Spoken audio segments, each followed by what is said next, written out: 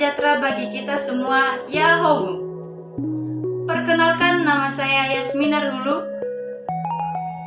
Saya semester 5, jurusan Pendidikan Biologi dari Fakultas Keguruan dan Ilmu Pendidikan Universitas Nias Raya.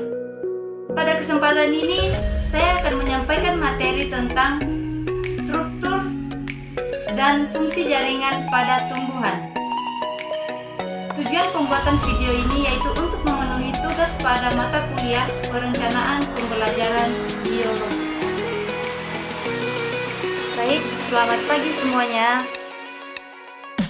Sebelum kita memulai proses pembelajaran kita, terlebih dahulu kita akan berdoa. Doa dimulai.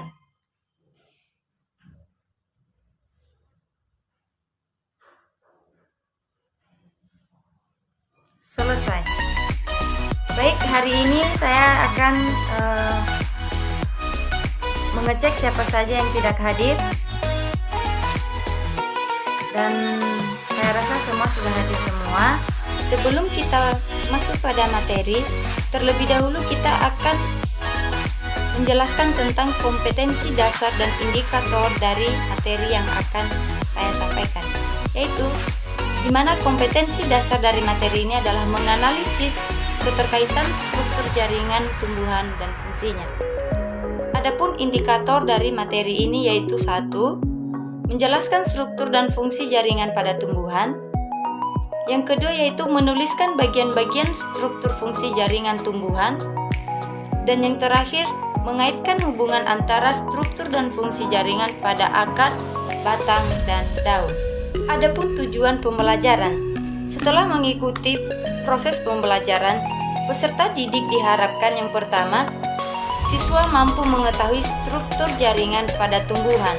Yang kedua, siswa mampu menjelaskan struktur jaringan pada daun, akar, dan batang. Kemudian, siswa mampu menjelaskan hubungan antara jaringan pada daun, akar, dan batang. Berdasarkan fungsinya, jaringan dewasa dikelompokkan menjadi 4 bagian, yaitu jaringan pelindung, jaringan dasar, jaringan penyokong, dan jaringan pengangkut. Jaringan meristem adalah jaringan yang sel-selnya masih aktif membelah pada tumbuhan.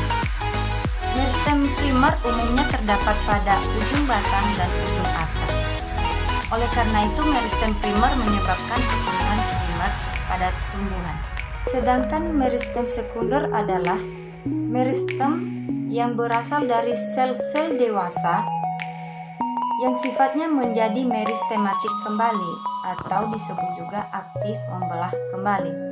Contohnya adalah kambium pembuluh atau kambium vaskular dan kambium gabus atau velogen. Jaringan pelindung terdapat hampir pada seluruh bagian tubuh tumbuhan, di mana jaringan ini berfungsi untuk melindungi tumbuhan dari pengaruh luar yang merugikan. Sedangkan jaringan dasar seringkali disebut sebagai jaringan pengisi, karena jaringan ini berperan penting dalam semua proses fisiologi pada tumbuhan.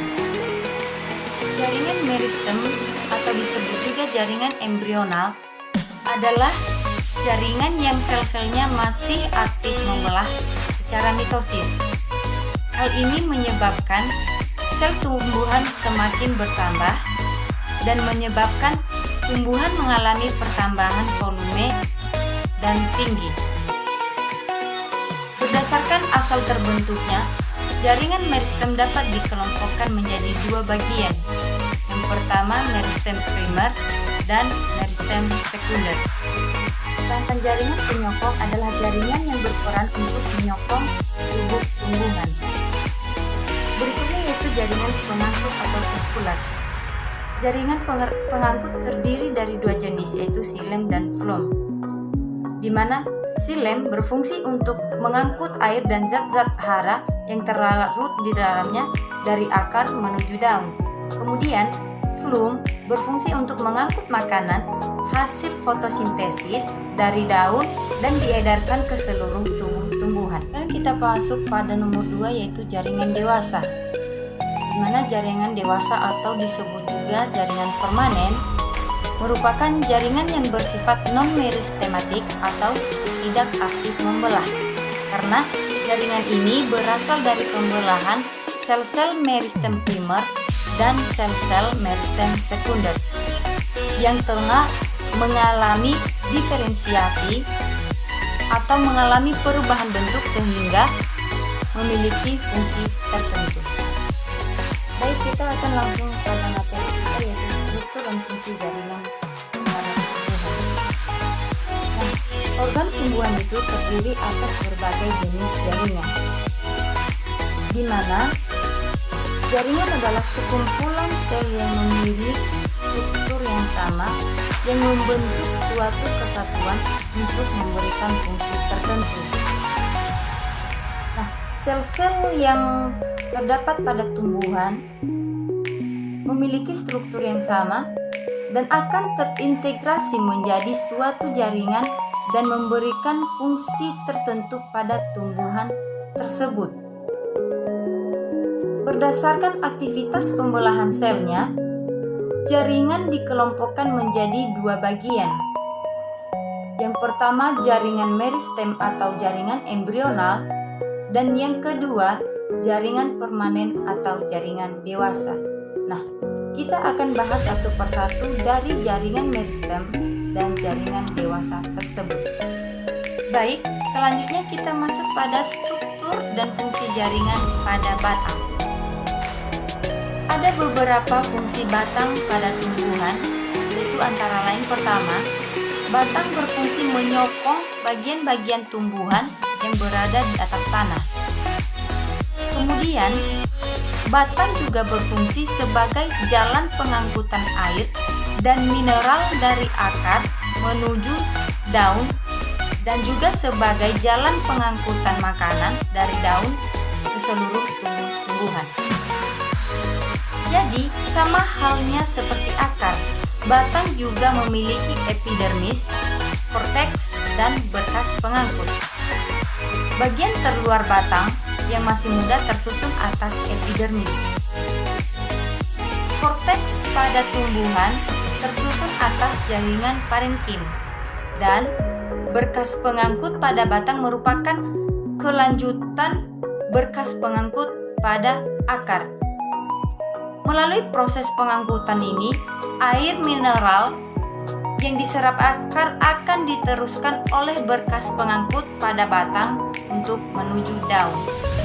Kemudian bagian korteks pada akar, di mana korteks ini tersusun atas jaringan parenkim yang dinding selnya tipis dan tersusun renggang, sehingga korteks ini berfungsi sebagai tempat penyimpanan cadangan makanan bagi tumbuhan.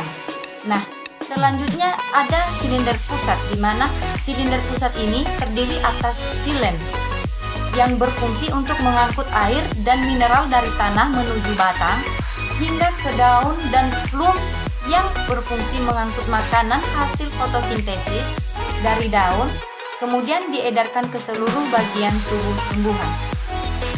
Baik, sekarang kita akan masuk pada struktur dan fungsi jaringan pada akar, di mana jaringan meristem apikal ini merupakan jaringan yang sel-selnya terus membelah dan membuat akar semakin memanjang. Nah, pada akar juga terdapat tudung akar yang berfungsi untuk melindungi sel-sel meristem tersebut saat melakukan pembelahan, sehingga akar tersebut dapat menembus tanah tanpa mengalami gangguan atau kerusakan, dan akar tersebut dapat menambatkan tanah tanpa mengalami kerusakan dan tumbuh dengan kuat. Kemudian akar tersusun atas epidermis, korteks, dan silinder pusat, di mana epidermis merupakan bagian terluar akar. Sel-sel epidermis memiliki dinding sel yang tipis, sehingga air mineral mudah masuk ke dalam sel-sel epidermis tersebut, yang kemudian diteruskan ke dalam korteks dan silinder pusat. Pada bagian tertentu, sel-sel epidermis juga mengalami modifikasi menjadi rambut akar yang berfungsi untuk memperluas bidang penyerapan air dan mineral. Baik, kita akan masuk pada pembahasan berikutnya, yaitu struktur dan fungsi jaringan pada daun. Adapun beberapa fungsi daun pada tumbuhan, yaitu antara lain mengambil gas karbon dioksida yang digunakan untuk proses fotosintesis. Kemudian, daun juga berfungsi mengatur penguapan air. Kemudian, daun juga berfungsi sebagai pernapasan pada tumbuhan. Pada permukaan atas dan bawah daun juga terdapat jaringan yang disebut jaringan epidermis. Jaringan epidermis ini berfungsi melindungi jaringan di dalam daun. Kemudian, di bawah lapisan epidermis atas daun terdapat jaringan yang terbentuk silinder tersusun, dapat menyerupai tiang dan banyak mengandung klorofil. Jaringan ini disebut jaringan plaside atau jaringan tiang. Di bawah jaringan plaside itu terdapat jaringan bunga karang tersusun dari sel-sel terbentuknya tidak teratur dan tersusun longgar dan juga mengandung klorofil. Nah, pada daun juga terdapat jaringan silem yang membawa air dan mineral dari batang, dan jaringan flum juga berfungsi membawa hasil fotosintesis dari daun untuk diedarkan ke seluruh bagian tubuh tumbuhan. Demikian saja materi kita pada hari ini mengenai struktur dan fungsi jaringan pada tumbuhan. Sampai jumpa pada pertemuan berikutnya dengan materi yang berbeda tentunya.